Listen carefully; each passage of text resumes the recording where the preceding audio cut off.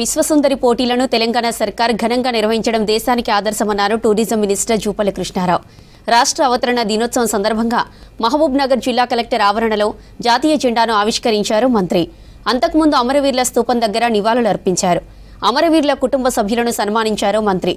జిల్లా వ్యవసాయ శాఖ తరపున రైతులకు విత్తనాలను పంపిణీ చేశారు. జిల్లాలో ఇందిరం మిల్ల లబ్ధిదారులకు చెక్కులను అందజేశారు. చిన్నారుల సాంస్కృతిక కార్యక్రమాలు అందరినీ ఆకట్టుకున్నాయి. అమరవీరుల ఆకాంక్షలు, ఆశయాలు నెరవేరినవి చాలా, కొన్ని నెరవేర్చాల్సినవి చాలా ఉన్నాయి. కాబట్టి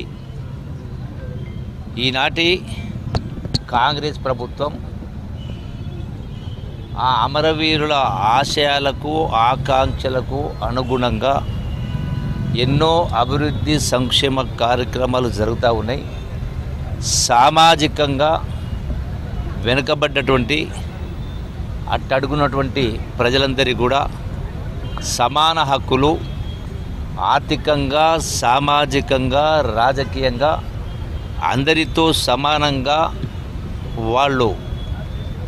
వాళ్ళ జీవితాల్లో వృద్ధి చెందాలని అందరూ కూడా గర్వంగా తల ఎత్తుకొని బ్రతికే విధంగా రాష్ట్రంలో ఉన్నటువంటి పేరుకుపోయినటువంటి సమస్యలు పరిష్కరిస్తూ పారదర్శకంగా ఉన్నటువంటి వనరులన్నిటిని కూడా సద్వినియోగం చేసుకొని అందరికీ ఫలితాలు అందే విధంగా అమరవీరుల ఆశయాలు, ఆకాంక్ష నెరవేర్చే విధంగా వాళ్ళకు ఆత్మ శాంతించే విధంగా పరిపాలన కొనసాగుతుందని చెప్పని మీ అందరికీ ఈ సందర్భంగా విన్నవించుకుంటూ